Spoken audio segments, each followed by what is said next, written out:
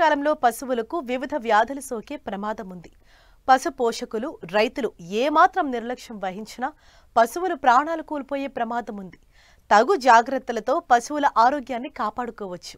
ఈ తరుణంలో వర్షాకాలంలో పశువులకు సోకే వ్యాధులు, తీసుకోవాల్సిన జాగ్రత్తల గురించి తెలియజేస్తున్నారు ప్రకాశం జిల్లా పశు వైద్య సహాయ సంచాలకులు డాక్టర్ బి బసవశంకర్రావు.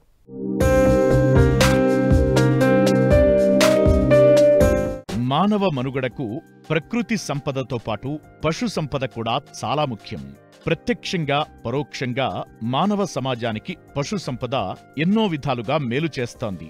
కాలానికి అనుగుణంగా ఆరోగ్యంపై మనుషులు ఎలాంటి జాగ్రత్తలు తీసుకుంటారో పశువులకు కూడా అలాంటి జాగ్రత్తలు తీసుకోవాల్సిన అవసరముంది. ముఖ్యంగా వానాకాలంలో కురిసే వర్షాలతో నీటి పరిసరాలు, వాతావరణం కలుషితమవుతాయి. పశువులకు మేయడానికి మేత, తాగడానికి శుభ్రమైన నీరు లభించదు. దీంతో అనారోగ్యానికి గురవుతాయి. రోగ నిరోధక శక్తి తగ్గి వ్యాధుల బారిన పడతాయి. వ్యాధి సోకిన పశువు మందలోకి వెళ్లినప్పుడు ఇతర పశువులకు కూడా వ్యాధి సోకే ప్రమాదముంటుంది. వ్యాధి సోకిన పశువుల మలమూత్రాలు, నోరు, కళ్ల నుంచి వచ్చే ద్రవాల ద్వారా కూడా ఇతర పశువులు వ్యాధి బారిన పడుతాయి.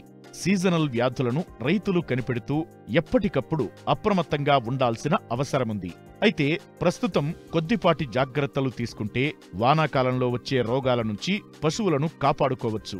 అంతేకాదు, తొలి దశలోనే పశువులకు వచ్చిన రోగాన్ని గుర్తిస్తే కొంతమేరకు నష్ట నివారణ చర్యలు చేపట్టవచ్చని ఒంగోలు పశుసంవర్ధక శాఖ సహాయ సంచాలకులు డాక్టర్ బి బసవశంకర్రావు. పాడి పశువుల ఆరోగ్య సంరక్షణ విషయానికి వచ్చినట్లయితే మరి ఈ సీజనల్గా వచ్చే వ్యాధులు, వాటి యొక్క లక్షణాలు, చికిత్స, నివారణ చర్యలు, తీసుకోవాల్సిన జాగ్రత్తల విషయానికి వచ్చినట్లయితే పాడి పశువుల్లో ముఖ్యంగా గొంతువాపు వ్యాధి, అదేవిధంగా జబ్బవాపు వ్యాధి, దొమ్మవాపు వ్యాధి, బ్రూసిలోసిస్ అనే 4 వ్యాధులు మనకు ప్రధానంగా జూన్, జూలై మాసాల్లో వస్తూ ఉంటాయి. ఈ వ్యాధుల్లో ముఖ్యంగా గొంతువాపు వ్యాధి విషయానికి వచ్చినట్లయితే ఈ వ్యాధి నల్ల పశువుల్లో ఎక్కువగా వస్తుంది. పాడి పశువులు ఏదైతే మనకి బలహీనంగా ఉండి వ్యాధి నిరోధక శక్తి తక్కువగా ఉన్నప్పుడు ఈ యొక్క గొంతువాపు వ్యాధి ప్రబలే అవకాశం ఉంది. ఈ గొంతువాపు వ్యాధి మరి నల్ల పశువుల్లో ఎక్కువగాను, చాలా అరుదుగా తెల్ల పశువులు వస్తుంది.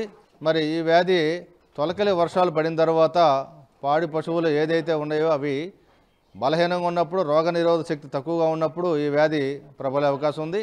ఈ వ్యాధి మనకి ప్యాక్చురల్లా మల్టోసిడా అనే ఒక బ్యాక్టీరియా ఏదైతే సూక్ష్మక్రిమి ఉందో ఆ సూక్ష్మక్రిమి ద్వారా ఈ యొక్క పాడి పశువులకి ఇది సంక్రమిస్తుంది.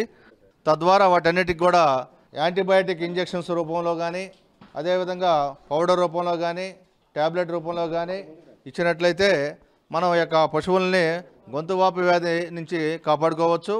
ఈ వ్యాధిని ఏ విధంగా నిర్ధారించాలి అని అన్నట్లయితే మనకి వ్యాధి సోకిన పశువు యొక్క రక్తాన్ని కానీ పరీక్షించినట్లయితే ఆ రక్తంలో ఏదైతే సూక్ష్మక్రిమి ఉన్నదో ఈ యొక్క ప్యాచురల్లా మల్టీసిడా అనే సూక్ష్మక్రిమి మనం గుర్తించవచ్చు. తద్వారా మనం వ్యాధి నిర్ధారించుకోవచ్చు. సరే, వ్యాధి సోకిన ఆ పాడి పశువులు ఏదైతే ఉండేవో వాటన్నిటి పశువుల పాకలన్నింటినీ కూడా మరి ఎప్పటికప్పుడు శుభ్రం చేసుకుంటూ మరి క్రిమిసంహారక మందులతో కానీ మనకి ఆ యొక్క పశువుల పాకను శుభ్రం చేసినట్లయితే ఇతర పశువుల నుంచి కూడా మనం ఈ యొక్క వ్యాధిని రాకుండా కాపాడవచ్చు. నివారణ విషయానికి వచ్చినట్లయితే మనకి ఈ యొక్క ఏదైతే మన జూన్, జూలై మాసాల్లో తొలక వర్షాలు పడక ముందు మే మాసాల్లో మనకి వ్యాధి నిరోధన టీకాలు, గొంతువాపు వ్యాధి నిరోధన టీకాల కార్యక్రమాన్ని మనం పెద్ద ఎత్తున చేస్తున్నాం. ప్రతి సంవత్సరం పశుసంవర్ధక శాఖ ఆధ్వర్యంలో మే మాసంలో మనకి ఒక్కొక్క పశువుకి 2.5 ml నుంచి 5 ml ఒక చర్మంలో కానీ మనం ఆ టీకాను ఇచ్చినట్లయితే ఆ పశువుల నుంచి మనం ఈ యొక్క వ్యాధి నుంచి కాపాడుకోవచ్చు.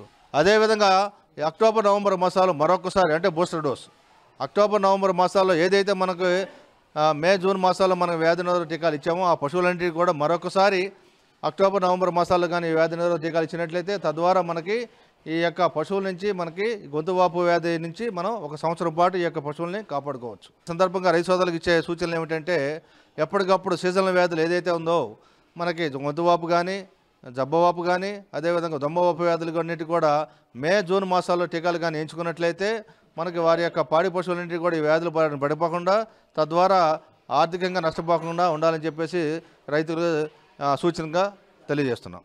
ఈ వ్యాధి సోకిన పశువు ఏదైతే ఉందో అది అనారోగ్యంగా ఉంటుంది, తీవ్రమైన జ్వరం ఉంటుంది, 104 నుంచి 105 డిగ్రీల ఫారెన్హీట్లో జ్వరం ఉంటుంది.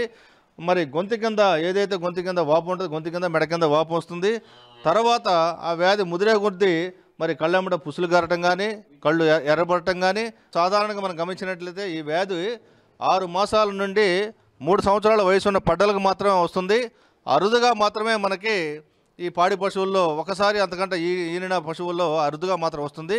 అయినప్పటికీ నేటి లేగదూడలే రేపటి పాడి పశువులు కాబట్టి మరి లేగదూడలు కూడా చనిపోయినా కూడా రైతుకి ఆర్థికంగా నష్టం కలుగుతుంది. కాబట్టి పాడి పశువుల దీని యొక్క ప్రభావం చాలా తక్కువగా ఉంటుంది. ఎందుకంటే 6 మాసాల నుంచి 3 సంవత్సరాలు 3.5 సంవత్సరాలు ఉన్న పడ్డల్లో అంటే యుక్త వయసులో ఏదైతే ఉండలేవో యుక్త వయసులో ఉన్న పశువులకు మాత్రం ఎక్కువగా ఈ వ్యాధి సోకే అవకాశం ఉంది. పాడి రైతులు వర్షాకాలంలో అప్రమత్తంగా ఉండాల్సిన అవసరం ఎంతైనా ఉంది.